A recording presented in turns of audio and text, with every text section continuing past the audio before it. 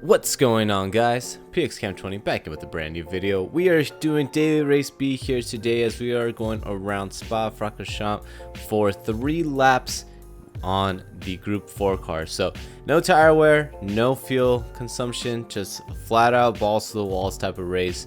And we're gonna see how we can fare here as we are starting in 8th place for our first race in the American lobby. So we're gonna jump right into it, see if we can avoid all the chaos, all the carnage, and hopefully we can come home with a great finish now as we're gonna jump into the grid. As we roll off onto the grid, once again we are starting in 8th place, and unfortunately that gives us this position to start off in a spot where I don't like here on Spa-Francorchamps. So the problem with rolling starts here at Spa-Francorchamps is that it starts you off right on the chicane, and if you're not past the chicane on the starting grid, you basically lose about half a second to a second, and whoever started off in the front, which is usually the top 3, maybe the top 4, are able to get away scot-free and actually build a little gap away from the 5th place or 4th place driver, or whoever's stuck on the chicane. And I know I said this multiple times on videos before, but just still shocked that GT Sport has not fixed that. But we're just going to continue on forward and try to see if we can gain as many positions as we can as we head up Rouge and Radion for the first time. Take it nice and easy. You can go flat out with these cars as we don't have too much speed, but still has enough downforce to just get up and through the corner and just kind of go flat out like a Formula 1 car. But as we head into the middle part of lap number 1, again, this is only a 3-lap race, so we really have to put the pedal to the metal here and just push as much as we can. It's basically just push from here all the way to the end of the race, due to the fact that we don't have any tire wear, we don't have any fuel consumption, so we're really not risking anything here. We're not gonna overcook the tires, we're not gonna run out of tire grip, and that's why we're just gonna have to just go flat out and just put in qualifying laps throughout this entirety of the race. But heading into Blanchimont, we were actually able to catch up to TPC Rome as he caught up to the 6th place driver, and they were fighting a little bit heading into the 2nd sector as we make a little bit of contact with the rear. And all that fighting that they were doing actually allowed us to catch up to them. But not only that, 5th and 6th were also fighting pretty hard too. So this pack has turned into a 2-car battle, now into a 5-car battle, as it has invited us into this little scrap as we head into lap number 2. Coming off of La Source right here, we are just staying right behind the 7th place driver down this straight, leading us into Rouge and Radion. As if we could stay in the slipstream, once we hit the Camel straight, it's just such an abusive slipstream here that we can gain so much time and set ourselves up for a good overtaking position here heading to Lacombe. And so we're just staying right here on the back end and seeing if anything crazy is going to pop off as the 7th place driver decides to take it 3 wide into Lacombe. Goes right into the inside of the McLaren, takes it 3 wide, gets 1 position. We take advantage of that squirreliness that's going on. Get 2 positions here as we are now side by side with the McLaren, and heading into this corner. Hopefully we can outbrake him here, keep it on the inside, and we could probably get the move done before No Name, as we're keeping it on the right hand side. We make a little bit of contact with the McLaren, nothing too crazy, but we did give him plenty of room, and we were able to gain 2 positions because of that crazy move that TPC made right ahead of us. So it was a very optimistic move, not gonna lie, but he somehow made that work, and he was able to get 2 positions off of that, and in doing so we were able to just kind of follow him and gain 2 positions as well. So not too shabby from us, as we have Huckleberry right up ahead of us, and he's got a half a second penalty. So that's going to benefit us, especially because when he serves his penalty, where the penalty zone is at on this racetrack, it's right in the beginning of Lacombe, or not Lacombe, but the Camel Straight, and so you lose a lot of momentum heading down that long straight.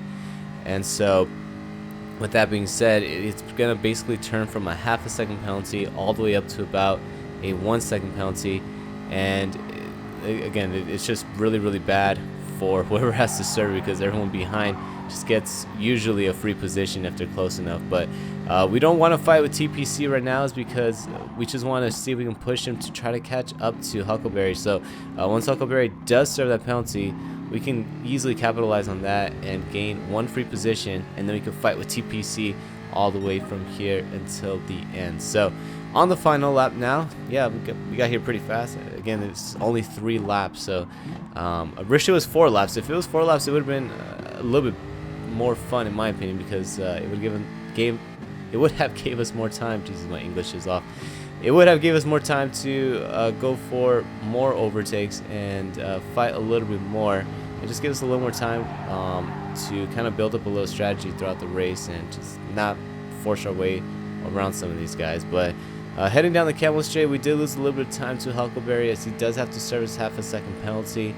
And unfortunately, it just looks like us and TPC are just way too far back to capitalize on anything once Huckleberry had a service penalty. But luckily, as we head into this right-hander here, we were able to actually gain on him. So not sure what happened, if Huckleberry just missed his braking point or just had that awkwardness of going into those corners slower than usual. But we were able to catch up to him off of this corner and into No Name now. You can see that TPC Rome is starting to lose a little bit of time to him, although he was able to catch up to him.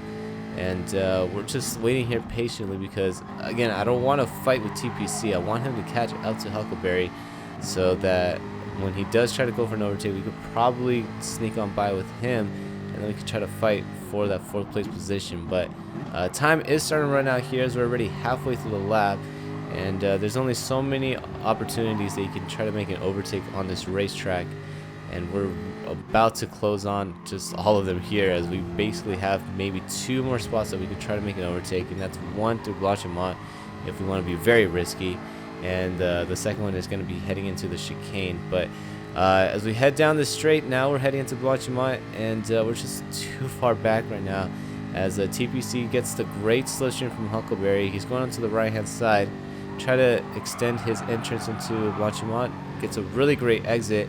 And this is where things are going to pop off here, as we're going side by side into the chicane. We accidentally make contact with the back of TPC, so we braked a little bit late. And things kind of get bottled up here, as you can see the car right behind us had to avoid us.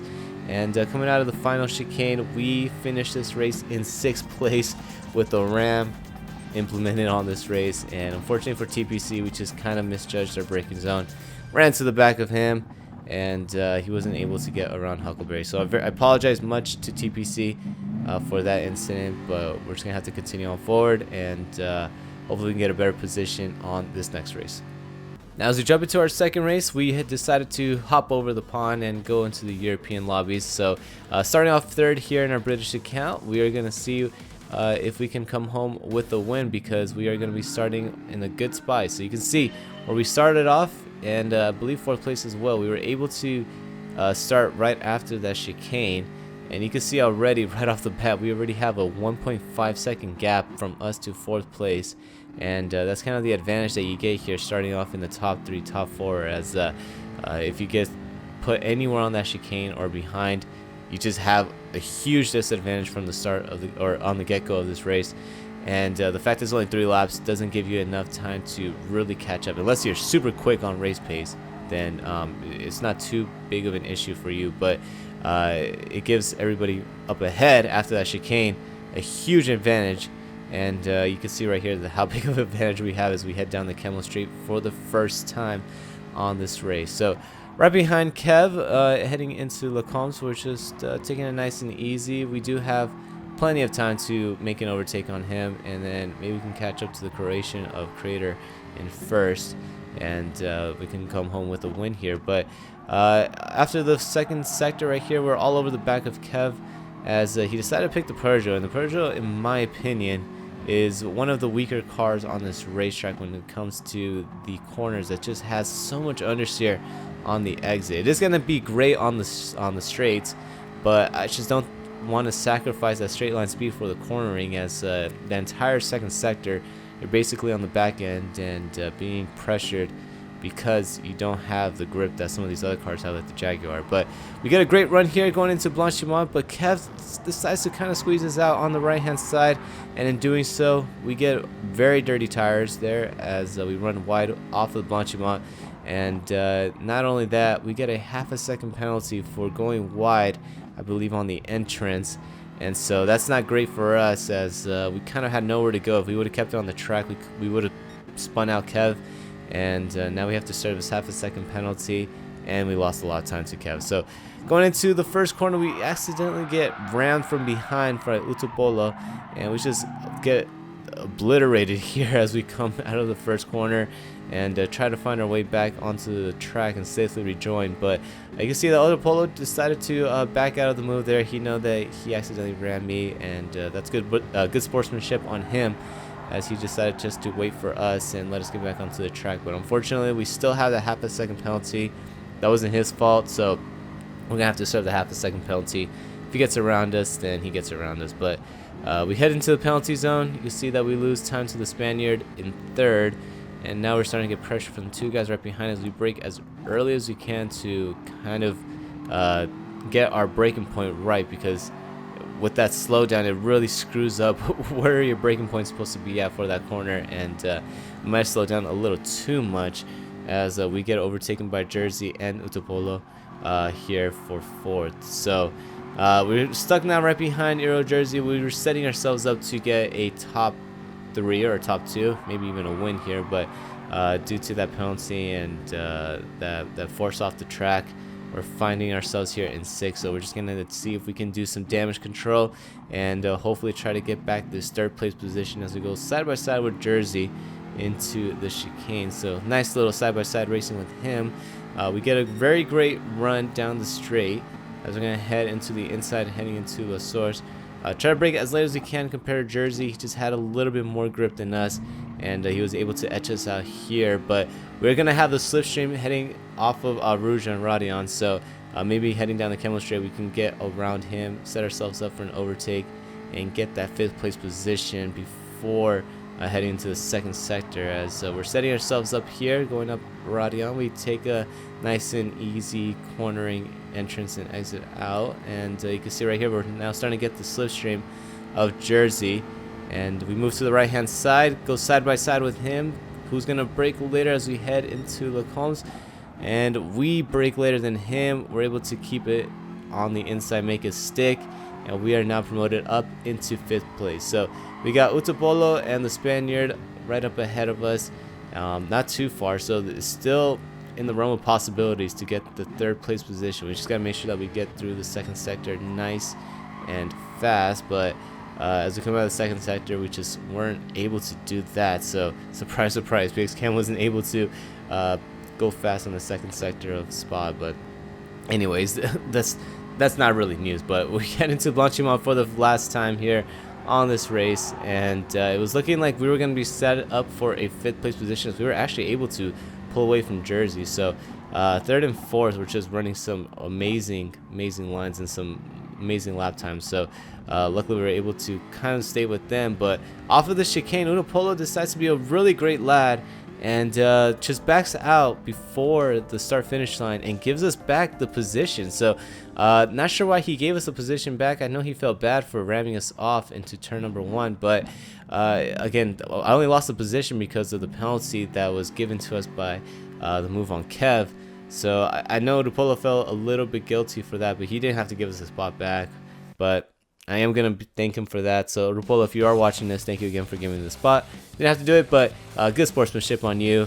At least you waited for me after the ram on the exit of the source. So if you guys race against Utopolo, just know he's a great guy. Just know that. But anyways, guys, let me know what you guys thought about this race, what you guys are thinking about this week in daily races in general. Leave it in the comments down below. And if you guys really enjoyed this video, please feel free to hit that like button, hit that subscribe button if you guys want to catch more content.